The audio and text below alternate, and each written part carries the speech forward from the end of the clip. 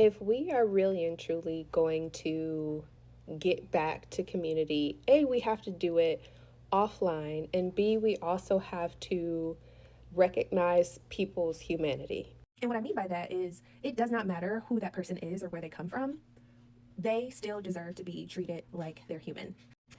Today is my father's birthday, and he would have been 76 years old today, but he passed away when I was 13 years old, and he struggled with drug addiction. And on my mother's side of the family, drug addiction and alcoholism are very pervasive. It is a big reason why I do not participate in any drugs, or I'm really not a heavy drinker as well, because it doesn't make me feel all that great, and I really just want to go curl up in a corner and go to sleep. But B, I know what that has done to my family, so it's kind of challenging for me to go overboard. The same is true when it comes to actually taking pain medicine too.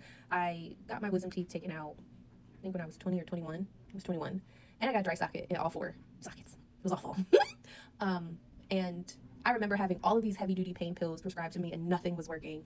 And I'll never forget, one of the pharmacology students in the lab that I was working in was like, "Oh, you'll never have to worry about being a drug addict because you probably don't have the same pain receptors." And obviously she did not know that my father struggled with drug addiction, and I was just like, ha ha ha, guess not.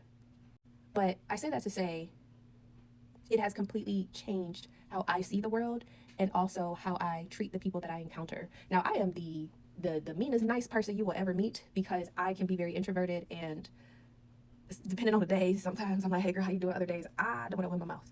But I have the ability to see people's humanity, because a lot of times my father was the one out on the corner asking for change, begging for things, looking for things in the street. There were times when we would go to different places and I would see our microwave at somebody else's house, or my mom would give me the money to make sure our bills were paid. So I knew how to write a check at a very early age and pay bills and walk to the corner store and make sure all of our bills were paid. I did that very early on.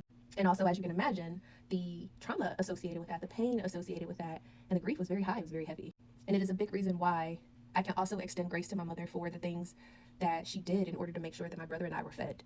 And I can honor her sacrifices and recognize the mental toll that being in a relationship like that would take on her, and how she didn't really have a lot of support outside of my aunt and uncle to really and truly be there for her. And there was also my godmother and maybe a couple other friends, but they were really transient and kind of in and out.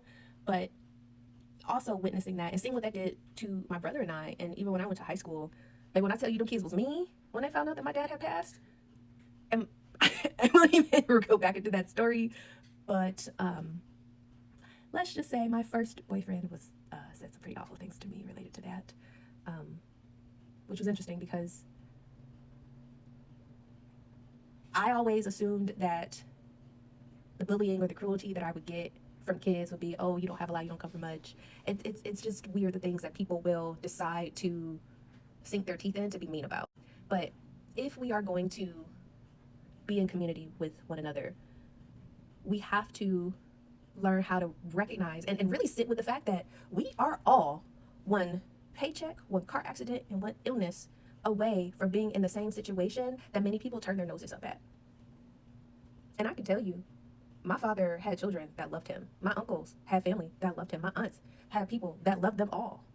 And I really learned so much about what it looks like to obviously live with someone who had a substance use disorder, but choosing to look into going into AA just so that I could just get different perspectives, to talk to people on the street, to understand who they were, and what were some of those choices or circumstances that landed them to be on the corner or out in the street or in a tent. And a lot of people would say, "Girl, that ain't safe." Okay, and continue to do what you're doing. This has always been the person that I am, and that's not going to change. Obviously, my upbringing has made me very aware of my surroundings, and I'm very cautious about things, and I have the intuition and the knowing to know who I can and can't approach. But it is amazing what happens when you stop and actually talk to people. And then when you think about the prison complex in this country and how it is used as a major source of generating income, especially for the states that they're in. I want to say Florida is one of the states that gets a ton of money from prisoners. And we saw with the fires that they were sent to California to help put out the fires. Not to mention how they were used to be experimented on, especially when it comes to some of your favorite skincare. You know, so your retinol, your retin-A's, you could thank a prisoner for that. But in all seriousness, we have got to get off these screens that we have in our hands and talk to people. I also absolutely positively love California. And I ended up in Skid Row while I was there on one of my trips.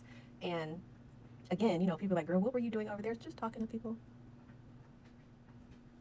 And again, many of them, amazing careers, jobs, professions, the things that they've studied, veterans. One life circumstance put them out on the street. So this is just a friendly reminder, especially given the way that we are living, that it would be a good idea to just take a minute and sit with the fact that we have to start treating people like human beings and not as property. And there are a lot of Black people specifically in this country who know a thing or two about that. Don't forget about the 3/5 compromise.